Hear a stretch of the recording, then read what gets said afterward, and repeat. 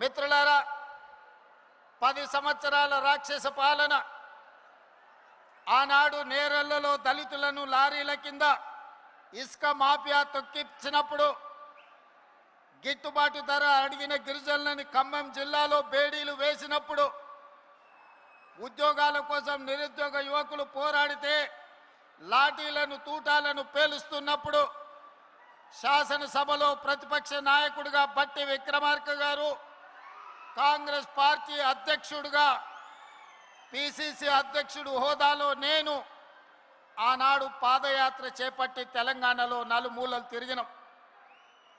సరిగ్గా జూలై మాసం 2023 నాడు ఖమ్మం పట్టణంలో ఒక అద్భుత సన్నివేశం జరిగింది.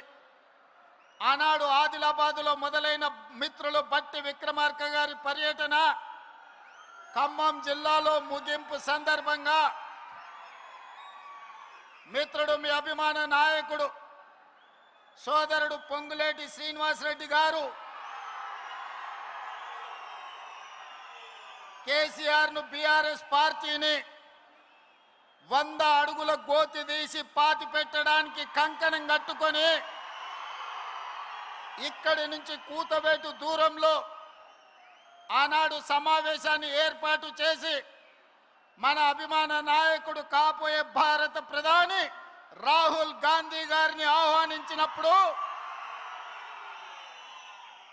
ఈ ఖమ్మం జిల్లా ప్రజలు లక్షలాదిగా ఉప్పెనై కమ్మేసి ఆనాడు బీఆర్ఎస్ ను బొందబెట్టిన మాంతు జూలై మాసం 2023 సరిగ్గా 36 నెలలు పూర్తి చేసుకున్న సందర్భంగా ఇదే జూలై మాసం 2026 నాడు చింతకాని మండలంలో మళ్ళీ ఆశీర్వాద సభ పెడితే వేలాదిగా మీరు ఉప్పెనై కమ్మేసి బీఆర్ఎస్ ను మలక ఎత్తనీయము.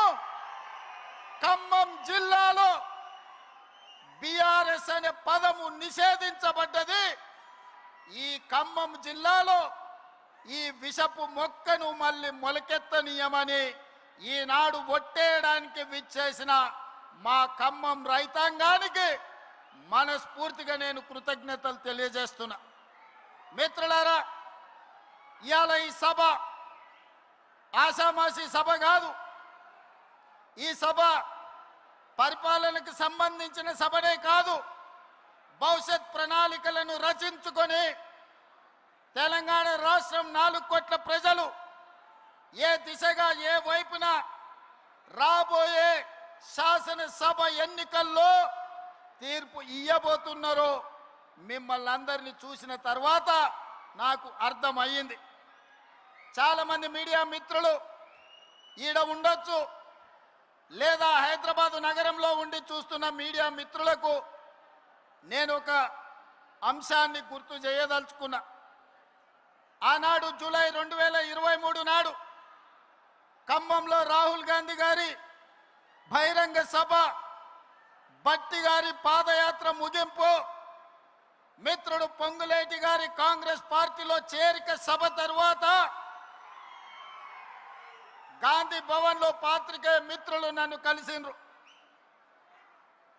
వాళ్ళతో చర్చాగోష్ఠి జరిగినప్పుడు కాంగ్రెస్ పార్టీకి ఉప ఎన్నికల్లో డిపాజిట్లు రావడం లేదు, భారతీయ జనతా పార్టీ వేగంగా వస్తుంది, బీఆర్ఎస్ కేసీఆర్ మాయ మాటలు మూటలతో ఎన్నికలకు వస్తున్నాడు, ఆ మాయ మాటలకు బీఆర్ఎస్ ఎన్నికల్లో పెట్టే మూటలను మీరు ఎట్లా తట్టుకొని ఎన్నికల్లో మీరు గెలుస్తారని నన్ను అడిగారు.